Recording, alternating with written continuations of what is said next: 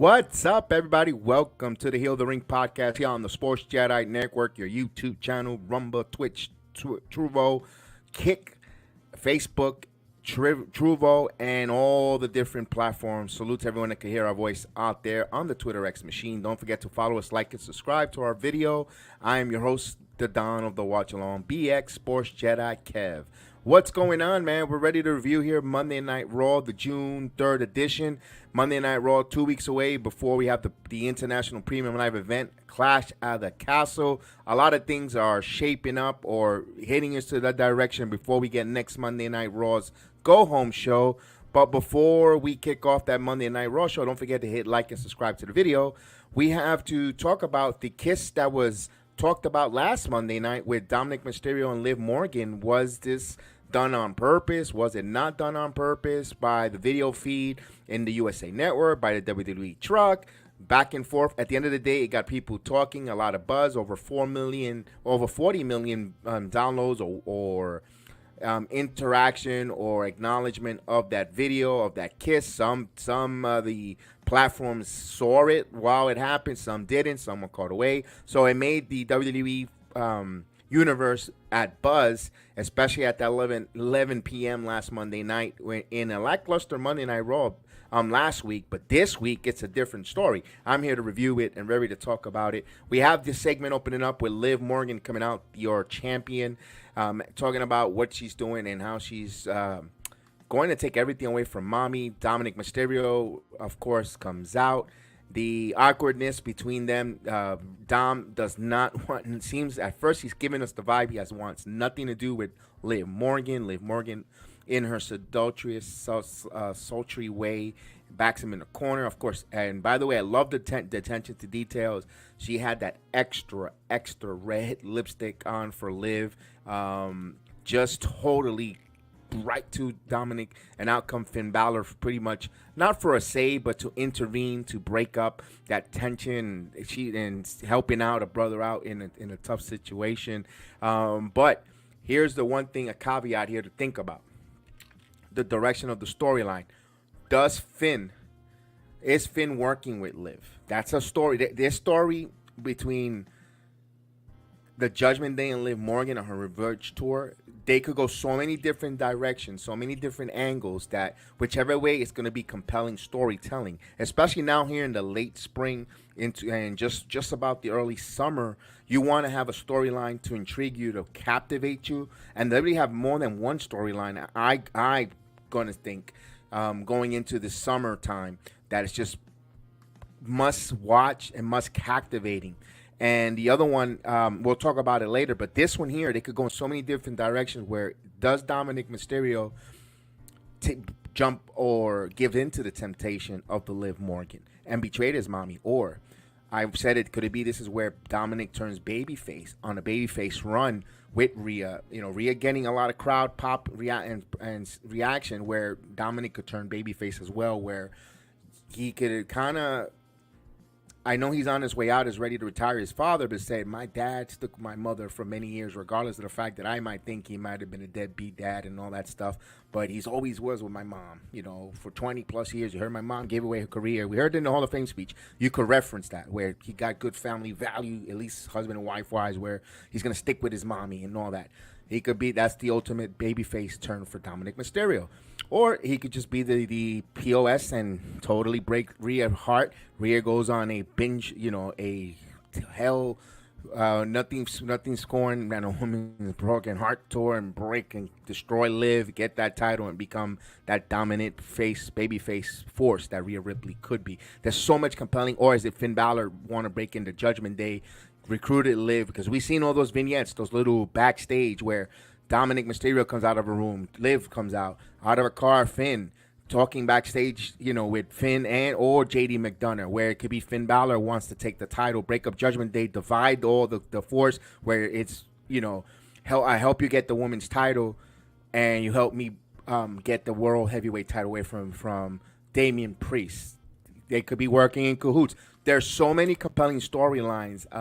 That's why it's so episodic with Raw, especially when you have a 3-hour show like a Monday Night Raw. You want to have those attention to details, and you have to now watch every little bit from a backstage just a backstage show before they go to commercial break. You see all those different things, all those nuanced Easter eggs, not just with the Uncle Howdy situation. It's just what everything Monday Night Raw is doing, and I love it. You know, we go into the save there where Liv, we think she has Dominik wrapped around her finger. We will find out about that. Then we get into our first match. This first match, personally, what a way to start. It's the second segment, yes, but it's a match where you're wondering what direction WWE is going to do, but you can always tell a story in a match that won't hurt certain wrestlers. When I'm talking about Sheamus versus Ludwig Kaiser, in this match, I didn't expect it to be the level of hard hitting, and this was pretty much this was like a premium live event match. And good job there. And what a show they gave the people in Hershey, Pennsylvania, by the way. I believe they go once or twice a year, maybe to Hershey, Pennsylvania. Not a lot of times. They're not a venue that they use all the time. But you got Sheamus out there, the Celtic Warrior, out there with Ludwig. Ludwig trying to make a name of himself on his own. They removed him from the tag team scene, no longer with Giovanni Vinci. Now Vinci's on SmackDown. They're going with that singles route. They see singles potential in Ludwig Kaiser. Although, me personally, from Ludwig, I see Ludwig as a single star, but a mid-card. I don't quite see him yet there. Maybe he evolves with his heelism.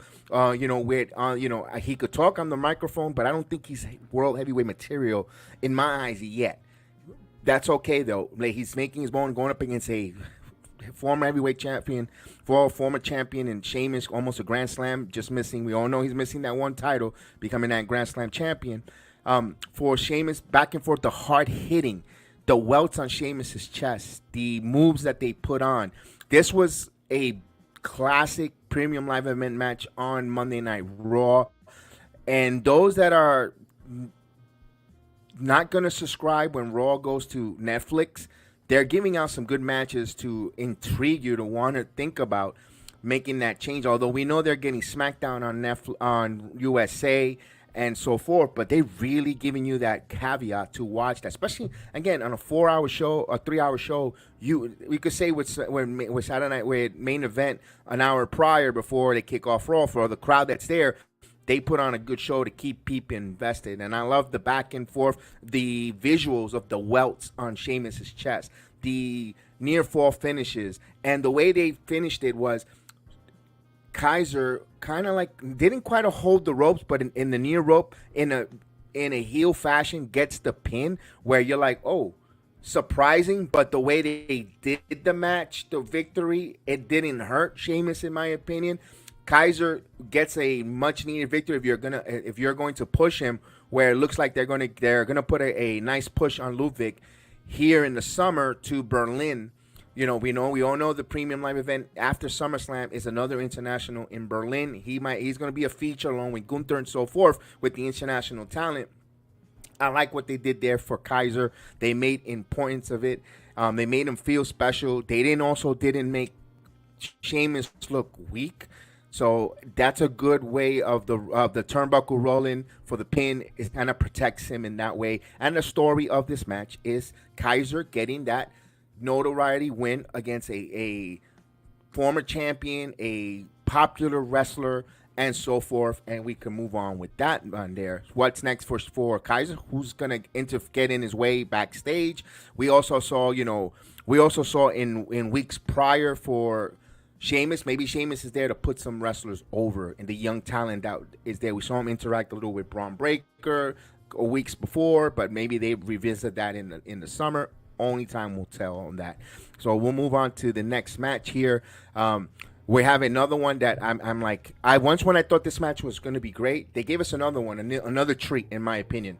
Another premium live event treat between Dragon Lee and Finn Bálor. The only difference was I understand the LWO with Carlito wants to get into the Judgment Day. Carlito having some issues with the LWO betraying Rey Mysterio. Having that, and Dominik bringing in Carlito, that's part of the whole storyline with Judgment Day and LWO, and that's where Dragon Lee and Finn Bálor comes into this. It kind of, for those that are not really misses a week or two of Raw, thinks this is a filler throwing match, like, book a matchmaker type of match. We'll put Dragon Lee and Finn Balor.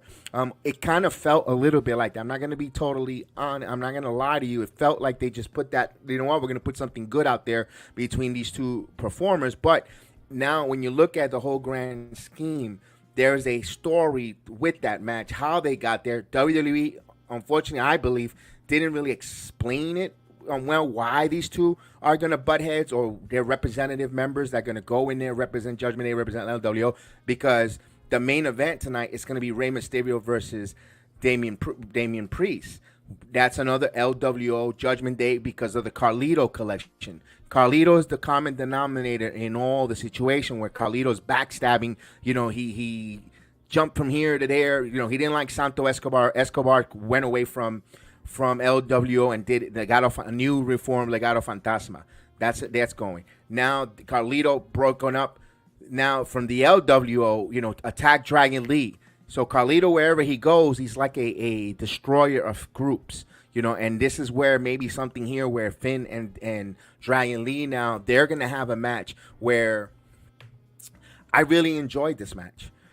This is a match where Dragon Lee in the NXT run that he had, a short, brief one, he excelled so much that got him on the main roster. They call Dragon Lee the future of luchador, lucha libre wrestling, and it shows with his moves, his onslaught. One thing is, what's hurting Dragon Lee, in my opinion, is being in the LWO. I think he would have been better off as a loner, going up on the ranks and growing there. Right now, for me personally, and listen, I'm from the Latino descent. To me, LWO is not hitting for me. I think the biggest mistake they did was have Santo Escobar as a babyface from the very beginning. I think Escobar should have came up with Cruz del Toro, and even if it was Selena or Electra, whichever way they wanted to go, I think they needed them to be heel from the very beginning. I think they needed to be heel, not the baby face. I think it hurt it, and it hurt the LWO, reborning the LWO. I understand with the nostalgia with Eddie Guerrero, with Juventud Guerrera, Rey Mysterio, the group that happened in the late 90s, in the early 2000s. It's not hitting these times. Doesn't feel special, but I understand what they're doing. And for Dragon Lee to have that match and the way, and I remember I was doing the watch along, and I was telling my partners on the watch along, the crew, I said, you know what? There's a way of protecting Dragon Lee to go over with not going over. And the way they did, I love the finish. Dragon Lee was on a fire. Now comes Carlito in to interact, then JD McDonough, and Dragon Lee takes out 2 out of the 3 members, but it wasn't enough to get Finn, where Finn hits the coup de grace and gets the victory on Dragon Lee. Clean victory in that, yes indeed, but it protected because he had looked it so well.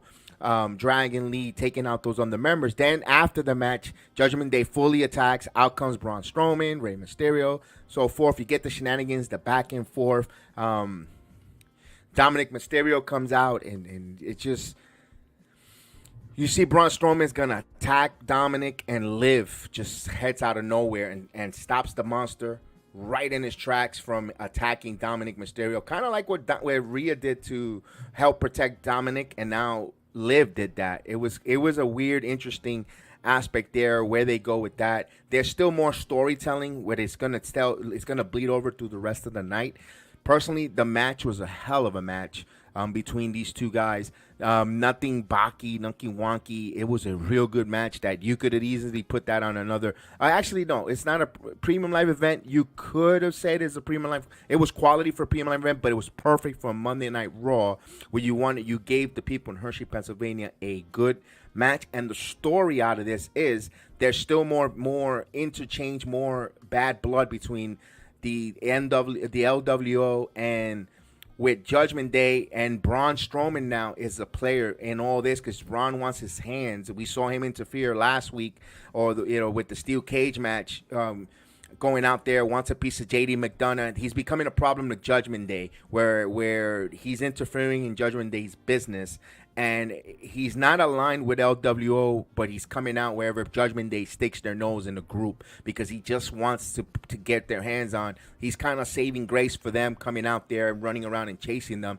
But it's interesting that with every Kong, there's always a beautiful blonde to stop the beast. So that's the storyline there. There's going to tell more. There's going to be more to this, and we move on to the next part of it. I thought this was good.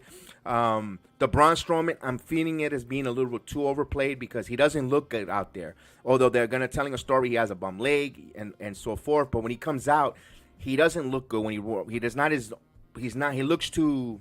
I don't know. He looks kind of. He's a little bit out of shape. The way he comes out, even when he did the train there that cost the Becky Lynch.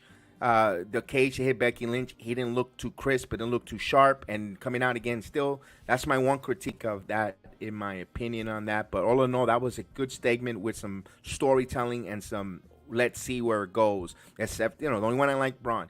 Then we get the Alpha Academy, another storyline that gets better and better to another level, of course, with Sami Zayn comes out, and Alpha Academy delivers a message.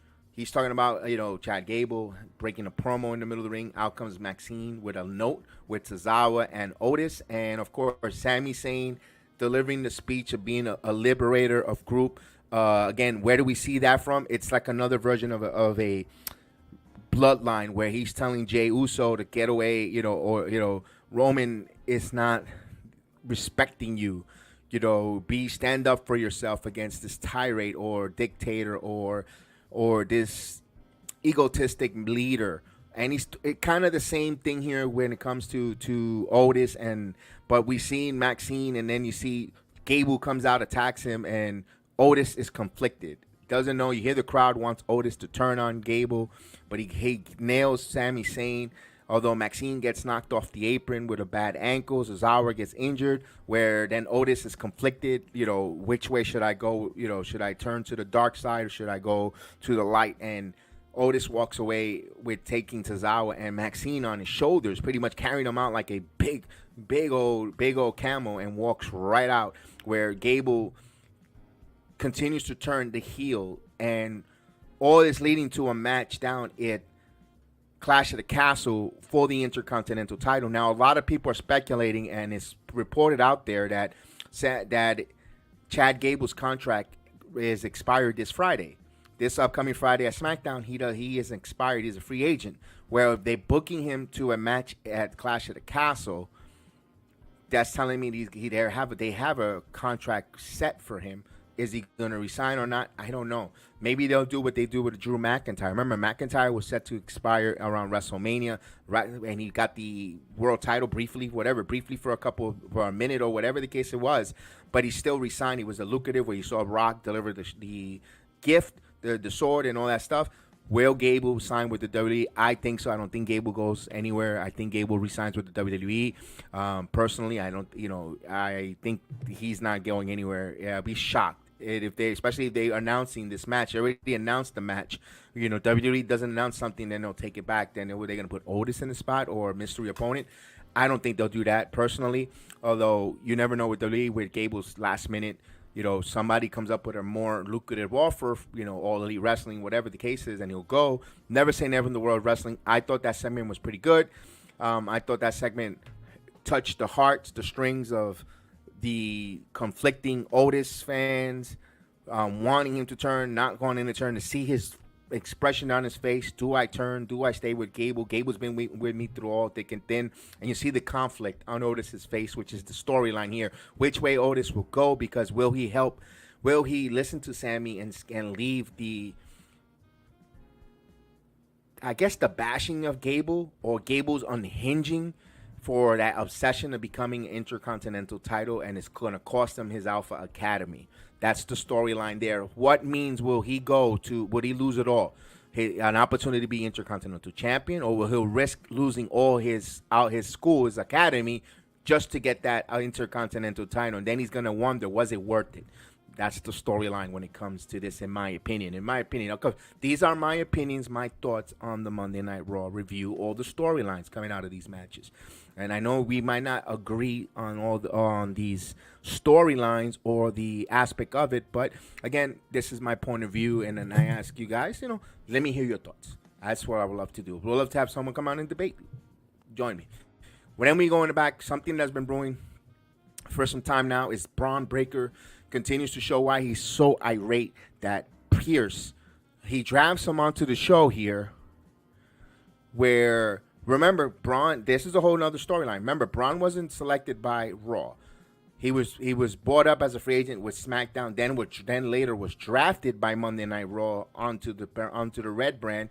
Now Bron feels like Pierce did not book him in the King of the Ring tournament, and Bron has a chip on his shoulder, a major, nasty chip on his shoulder. He should have been in seeing how Carmelo Hayes, because that's going to be a parallel, ladies and gentlemen. Carmelo Hayes, and Bron Breakker, their correct careers are going to be always intertwined, where one of these days you're going to see them in a WrestleMania match. They're going to be one of the faces of the company. We saw it on Stand and Deliver, and I think and they're kind of playing it on the main roster.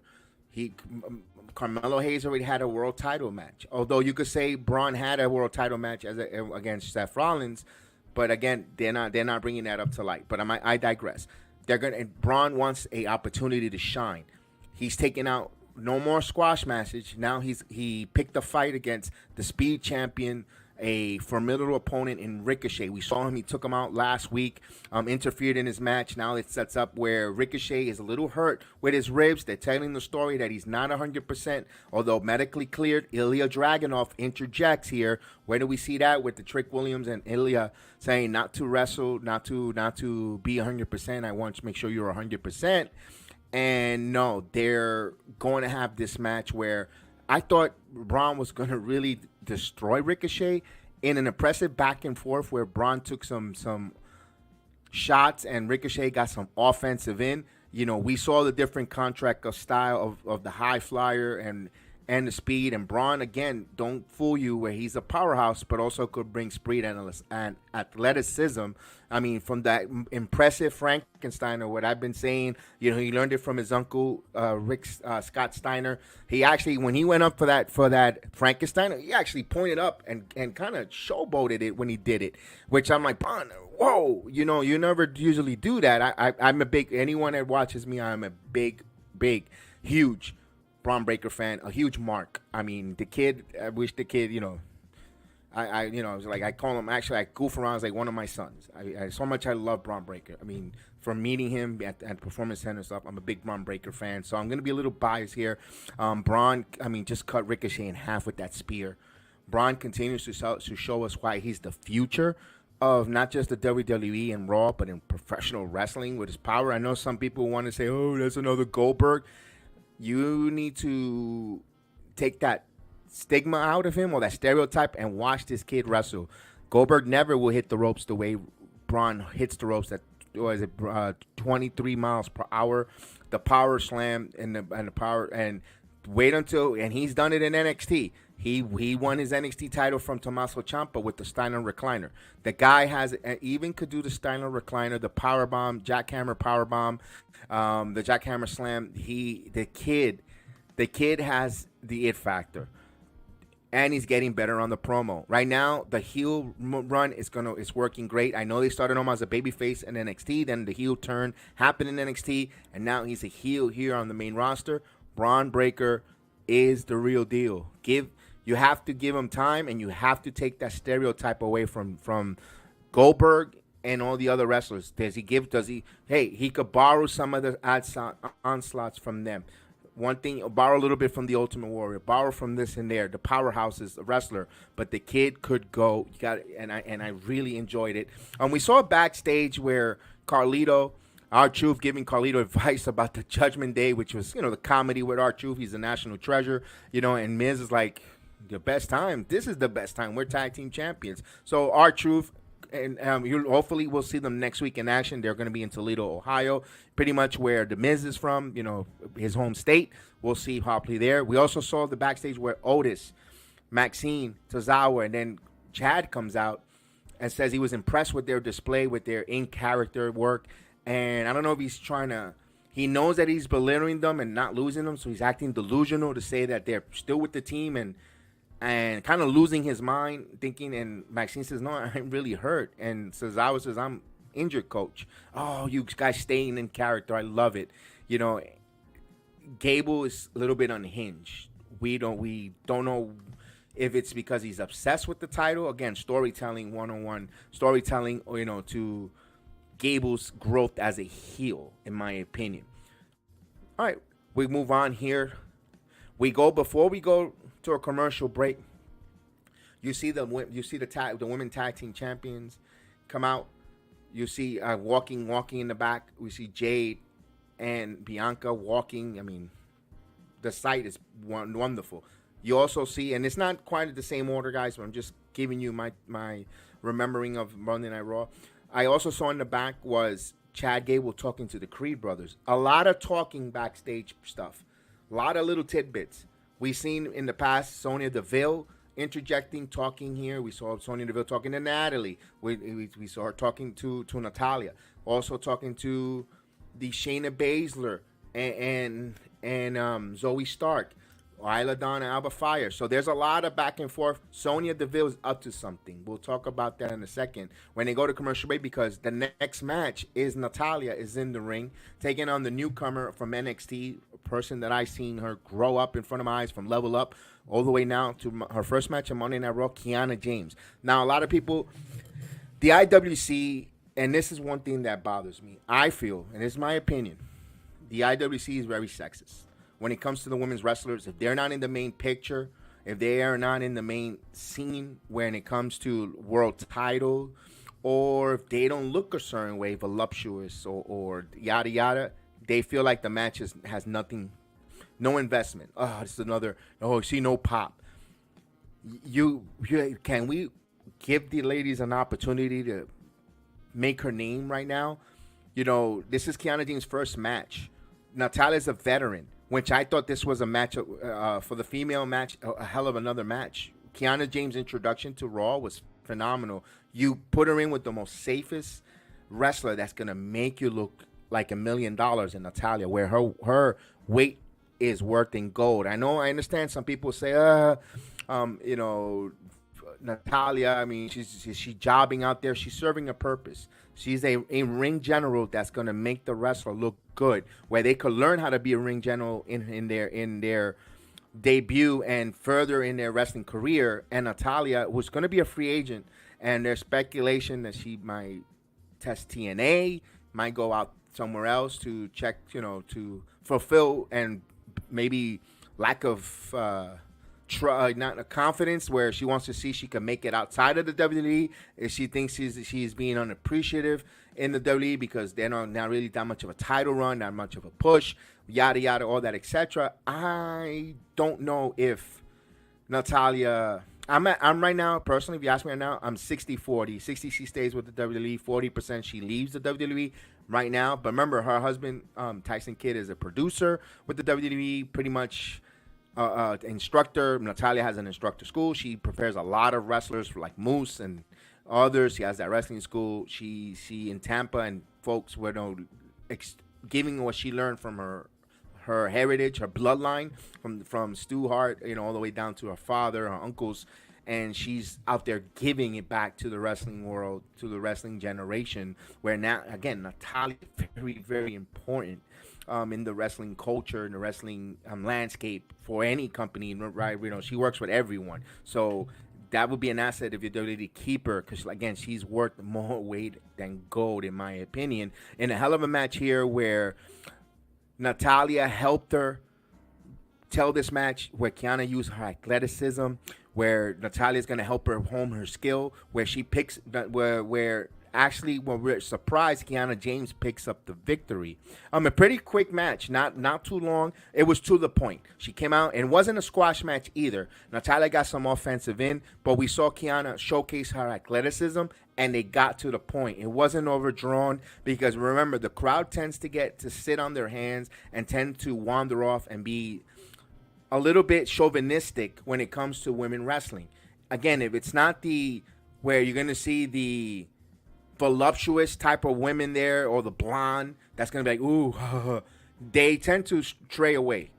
Case in point, when you see one of the best tag teams out there, Kiana, Kate Carter, and Katana, Kate and Katana, they tend to start yawning where these ladies are doing athletic moves. They work as a tag team. They do a lot of tag team moves together, and yet the crowd don't give them a chance, or they boo because they don't check the boxes of the eye test or the lust factor. And that's one thing that I kind of dislike when it comes to the wrestling. View these women for the skill set that they're giving, the match they're putting on, and then do this. But immediately they come out, it's the woman, and they already tuned out. And I wish the wrestling community will be a little chauvinistic when it comes to that. That's just my opinion. That's my opinion, my observation. I know a lot of people disagree and might not like what I say, but I feel that way. Because what does the lady's done to you think it sucks? I mean, she's just because she walks out an introduction, they're already stereotyped and have an opinion on the match without seeing it. This match was really good, and this was a good match. It gave you that veteran teaching the young newbie. Newbie makes a victory on a veteran, on a good wrestler, and it wasn't long and it wasn't too short. I thought it hit the perfect screws there. We get to a match that was made up, Braun Strowman versus Carlito, where actually Damian Priest tells Carlito to take care of that Braun Strowman situation. You want to be part of the Judgment Day? I need you to take care of this Braun Strowman issue. Go out there, because we saw Braun interfering, getting his nose into business earlier. Remember that match with Finn and Dragon Lee, where all that commotion, where Liv came out, all that good stuff. But out comes now. Here's a good one. Strowman defeats Carlito. I'm not even going to go into it because I thought, again, I'm not feeling Braun Strowman's return to the WWE. I think he's not moving the way he's supposed to be moving. People say, well, they're booking him like a typical big man. That's fine, but he doesn't look like he can even walk. I don't know if it's storyline or what the case was. It felt like a glorified squash of Carlito, where Carlito, again, his return back here to the WWE, it was great to see him at Backlash. I think they should have left it there. Him back at Backlash, come out, hey, they went Puerto Rico, nice nostalgia return. Hey, it was great. The one-off, I think it should have been a much better one-off, and it could have left Carlito. I didn't see much. I don't see this go around with Carlito being anything glorious. Even from his introduction music, I think it stinks. And it's a shame because Carlito is, I'm Puerto Rican. I want to see him do well. I'm proud and happy that Damian is a champion. I want to see Carlito do well. I want to see Selena Vega do well. But I'm gonna call it as it is. It's Carlito. It's not hitting. It's not working with Carlito. And it's a shame. It's a shame because he is such a great talent. I don't know if it's him. He seemed like he's disinterested. It just says I need a paycheck. That's what it seems like. I digress with that. Braun Strowman, again, he gets beat up, though. After the match, they take him out. I mean, my goodness, with chair shots after chair shots after chair shots after chair shots after chair shots. Maybe they're going to ride Braun off the TV for a little bit because of the beat down that he had on his knee, because he was already laboring gingerly on it. Maybe because he's not moving well. Maybe there is an angle that they need to put and keep him off TV for a little bit. I'm not gonna speak too much time. That was the one part of Monday Night Raw. It really was like, it kind of felt like, man, now they're starting to feel a little long in the tooth. You had some good matches earlier. You had some hell of a promo with Gable. You have storylines. You have all this other good stuff. And then that match kind of was like, and now it's getting a little long in the tooth. Like, that's the first time, be honest with you, I'm going to be totally honest with you. I said, what time is it? That's the first time I actually asked for time there. And yeah. But then we saw in the back, Natalya's fed up. She's very irate. She's tired. Sonya Deville says, we need to talk. And that's interesting. Sonya's looking to make a group. I've said it many times here on the Heal the Ring podcast. I want to see managers. WWE needs managers really bad. I think we need to invest now and learn, and especially some of these wrestlers that maybe because of injury, inactivity, or who could talk on the microphone, or not the greatest with the move sets, or storytelling in the matches, or don't remember the sequence of the matches, or maybe not a safe worker. They may be the next level of managers. Look, Bobby the Brain Heenan was a wrestler. Then he got where maybe he wasn't quite built or whatever the case. He became a hell of a manager. Same thing with Mr. Fuji. Was a tag team. He later on the route became a manager. There's nothing wrong with being a manager. I think WWE needs to start building the next Paul Heymans. I've been saying it time and time again. I know Cody Rhodes mentioned that on Busted Open a couple weeks. He would like to have Marn Anderson as a manager. He would like to have a typical old-time manager for himself. You need the class of Freddie Brashley. There's always room in wrestling for that. Wrestling always borrows from its history. And one thing that the art of the wrestling business is missing is the manager, the heel manager. Yes, Heyman, but Heyman is only associated to the tribal chief. Then before Lesnar, one entity. You had the Heaton family back in the day. You had Fuji had his staple. You had the Hart family there, and I kind of wish WWE would come, not too much because you don't want to oversaturate it. You have Paul Ellering there, but he's too old. He's not great on the microphone. Some of these other women don't speak like Charlotte. It's not gonna Scarlett, not Charlotte. Scarlett doesn't cut well for promo. Although I kind of want to see Scarlett wrestle more. B-Fab, I want to see her wrestle more. Not just be a valet there. I don't want her to be stereotyped as eye candy who's gonna hold up a round sign. I want her to be there, either cut promos, get in there, or be a part of the female group that could wrestle. Part of that group that's a wrestler that's going to get in there and contend for titles, for ladder matches, for Money in the Bank qualifiers and all that stuff. I just don't want them to be out there for what's their purpose, because then, when their budget cuts come, they're gonna get released. I want to get invested in the ladies as managers that's my point. I kind of want to see what Sonya does and become managers, in my opinion. That's just my opinion there.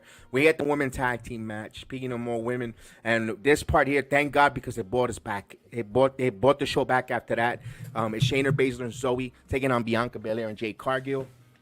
Now, for those that like to sit there and count Jade Cargill's move set, says, oh, she's only 5 match. She only does 5 moves. Well, I hate to say it, she did more than 5 moves here in this match. Jade and Bianca shows you week after week that this pairing, it's working, and it's working lovely. I know I heard earlier today in Busted Open, Bully and LaGreca, again, I couldn't believe that they actually went that route, say that this women is filler, where Bianca and Jade are just filler. The tag team division don't seem like relevancy or whatever the case is to protect Jade. I'm going to beg the difference. Jaden and Bianca as tag team champions, first of all, did a hell of a match with Zoe Starks and Shayna Baszler. 2 women that if you really look at the construction or the outlook, if you were to say they're getting into a fight, Shayna Baszler is a mixed martial artist who could kick your butt with black belt in all different combat and jiu-jitsu. Zoe Starks, her background as well, with her fighting ability, if you're in a street, you know that these ladies could throw down. If I gotta go somewhere with some women to protect me, I'm taking Shayna and Zoe. They look like they're some badass. They look like they could kick some ass. I'm going to be honest with you. And I don't want to sound like a sexist. And when I see Jade and Bianca, I want no one fight. I don't want them getting physical. No. If I want someone to go down with throw hands, those are these other. And to me, that's the realism to me in this fight, in this match. These ladies could... Shayna, if she wants, could snap Bianca's shoulder or on a move, or Jade. Jade is all tough and strong, but all muscles. But let her do a muscle pull where her a ligament of a muscle tends to rip. She'll be tapping out quicker than anything, no matter what. I don't care what storm you're brewing. And that's what I like about this realism. They don't tend to see that. Where that realism from Shayna Baszler in this match. I love the match went back and forth. It was a phenomenal match. The women bought it from suplexes, Jade, the double team moves that Bianca and Jade are doing together, the Chris in and out tags where Bianca is gonna attack, get ready for the hot tag on Jade. Then Jade comes in and clears house, and then it's her turn now to try to get Bianca for the hot tag, where she's taking some bumps and some adversities in the match. They're learning how to share that responsibility, where it's no longer Bianca carrying the whole match. Jade comes in with the hot tag, do like the rest, like many people do count her 5 moves. Oh, they get the victory. They told the story here. This is a opponent that in Zoe and Shayna that there could be a problem down the road. And I love how they interjected where now we had a disqualification because Isla Dawn and Alba Fire attacked the champions where they're frustrated. Another storyline where they were NXT tag team champions. They were called up to the main roster with those titles. He lost a match to a unification bout, which made no sense. They never got a rematch. They never got an opportunity to try to get those titles back. And all they've been doing is been hiding. They've been putting catering. They've been repackaged or moved over now to to Raw. They've been, Isla tried to get on with or flirt with Nick Aldis to get some TV time. Then she got drafted over to Raw. Now they want some TV time. They want some titles. How the way they make a name themselves, get in there and interfere, which I think is going to set up for a triple threat at the Clash of the Castle. I like it because here's a triple threat match where you have the tag team champions if the WWE wanted to. And this is a foot-selling sign for later down the road if they wanted to, which I hope they don't pull the trigger. They don't get forced or they overreact where you could take the titles off of Bianca and Jade at the Clash of the Castle. You have the favorites in Isla Dawn and Alba Fire, who are going to be pretty much that's their neck of the woods, and they could Zoe and Shayna could take the pin. You take the titles off for the woman. That way you could do it that way, or either way, Zoe and Shayna, and have Bianca and Jade chase or whatever the case. So if they want to go singles, but they could keep together as a friendship, they could do that as well. If they want, if don't know what creative have, don't know what they promised the ladies, maybe they don't want to do a whole tag team run. They like it for a bit, and maybe they want to do their singles run, and they feel that Jade feels like she's ready to be on her own and have that singles push. You don't know what negotiated, what goes behind it. Maybe Bianca's going to take some time off. Don't know. I like the fact that they're putting a triple threat match because even if that case, it took 4 ladies to take down these two. If you want to go in that world of wrestling, these 2 big behemoths, these 2 glamazons, these 2 ebony glamazons. It took all these 4 women to pretty much peg them down. Storytelling. It's a storytelling because now, guess what? I want to see a triple threat match. I want to see now all these 6 competitors in the ring. Give me a 6-woman tag match. Let's go. Again, it sets up for next week or for Clash of the Castle so forth. So you got to like that. You can't just say it was a worthless throw-in or rolling of the eyes or here's the tag team, women tag team don't make a difference. It's a filler, just placement. It wasn't because it justify of adding now hometown women in Isla and Iba Fire to the card while showcasing your ebony glamazonic champions, and you're gonna have another obstacle in Shayna and Zoe. Now you have 6 women in this main event, in this tag team match, in the triple threat. Now you're giving TV time, premium live event TV time to 4 women that hasn't been on a premium live event in I don't think in quite some time, or in case of Isla Dawn and Alba Fire, I believe in the WWE the first time. So I know Shayna Baszler is going to have her premium live event at Battlegrounds there at Sunday for the NXT brand. But again, Shayna now getting a little bit pushed, seeing her more on premium live events.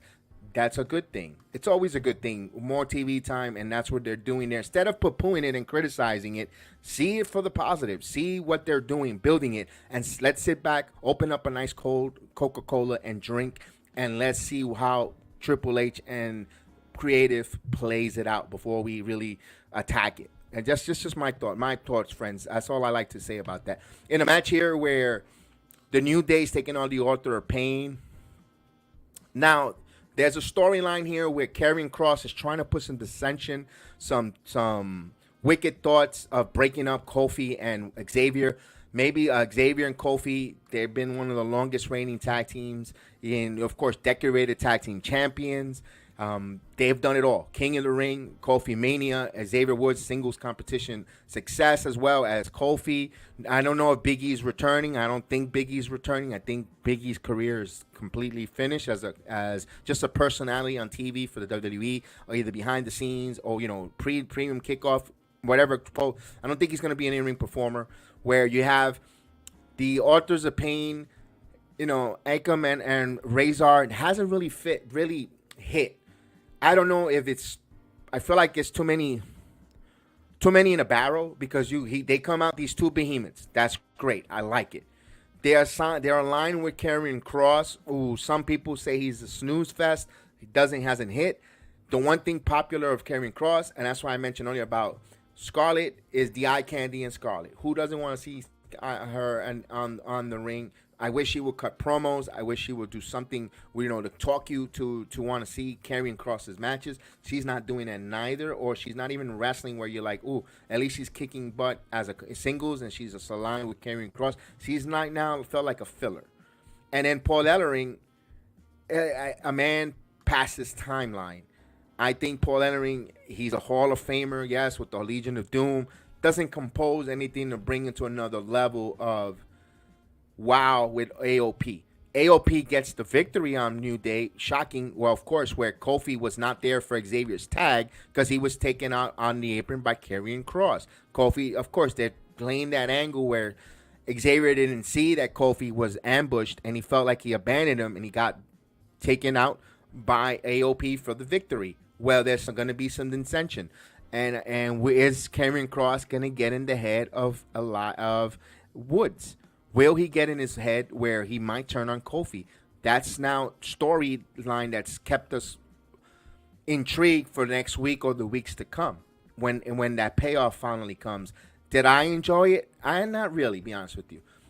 It was to that one felt, instead of the women Jade and Busted Open said they were filler, this felt more like a filler. But they came out, a storyline did come out of it, where will Xavier turn on his longtime friend Kofi Kingston? That's what came out of this here. AOP gets a victory.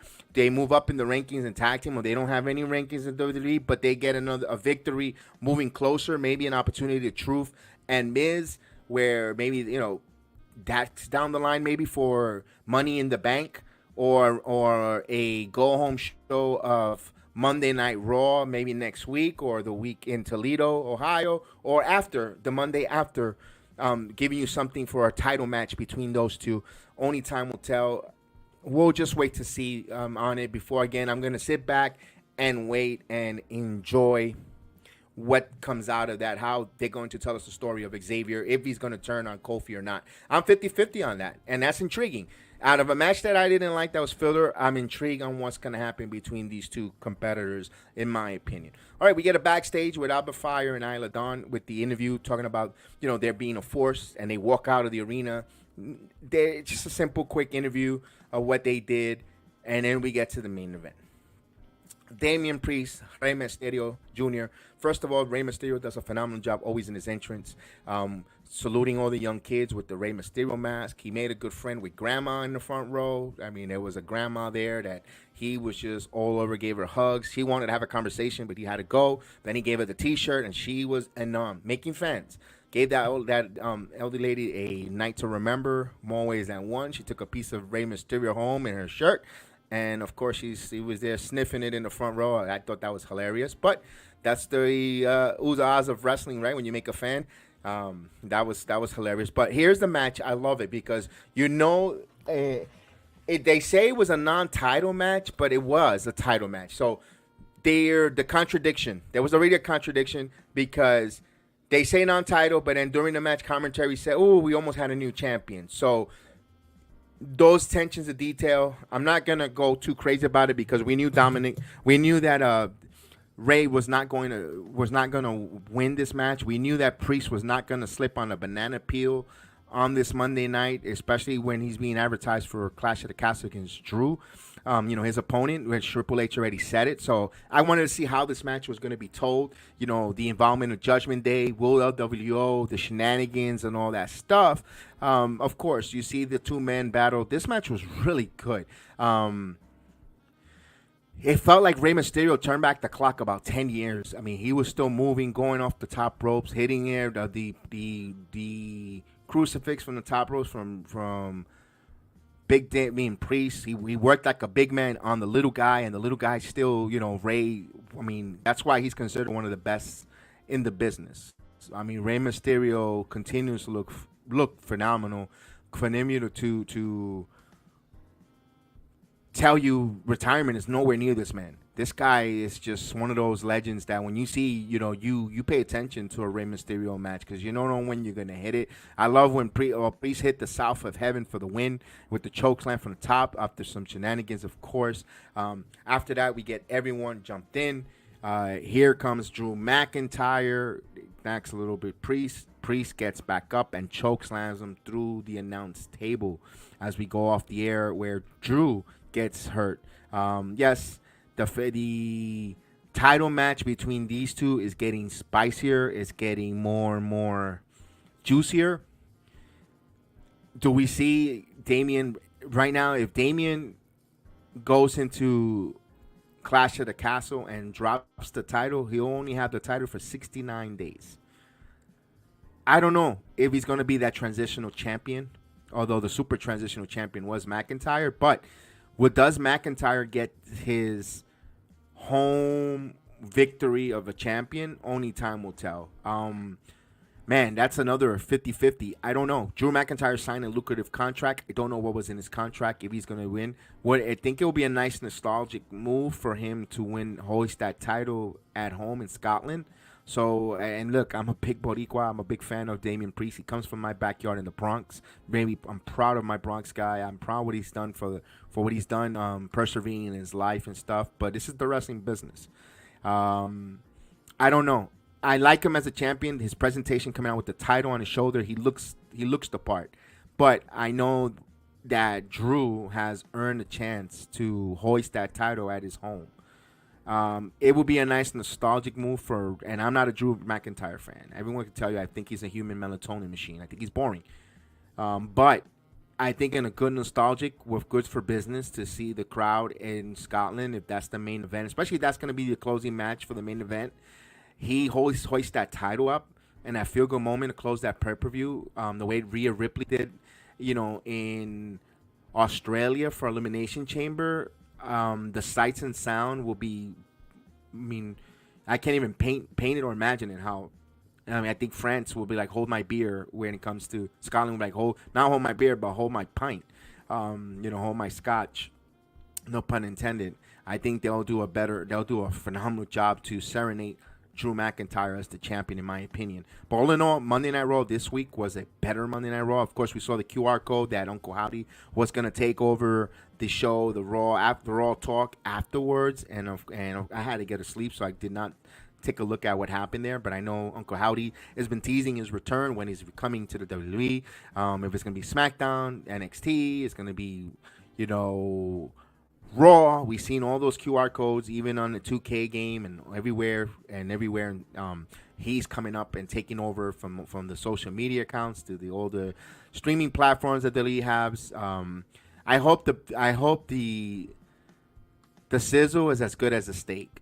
There's a lot of sizzle when it comes to Uncle Howdy. But the steak, is it going to be 6 members coming out? Is it a wire 6? What are we doing here? It's going to get to the point now where another QR code,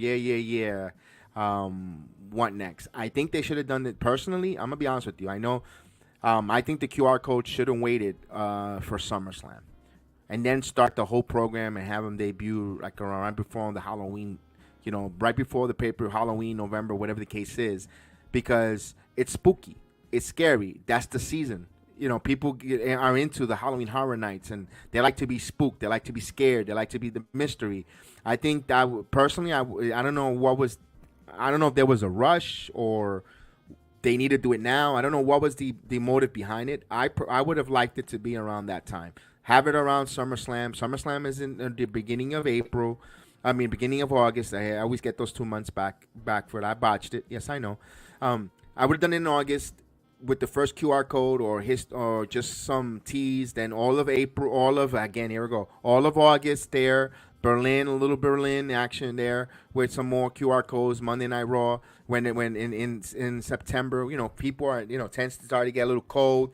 People are going to tend to watch more of the product. They're going to stay indoor more. You have the QR codes with the mystery, the all the pomp and circumstances, all the details, gory details, and boom, the rig reveal around Halloween time, and then you're off with the scary, spooky stuff, and you're ready to go there.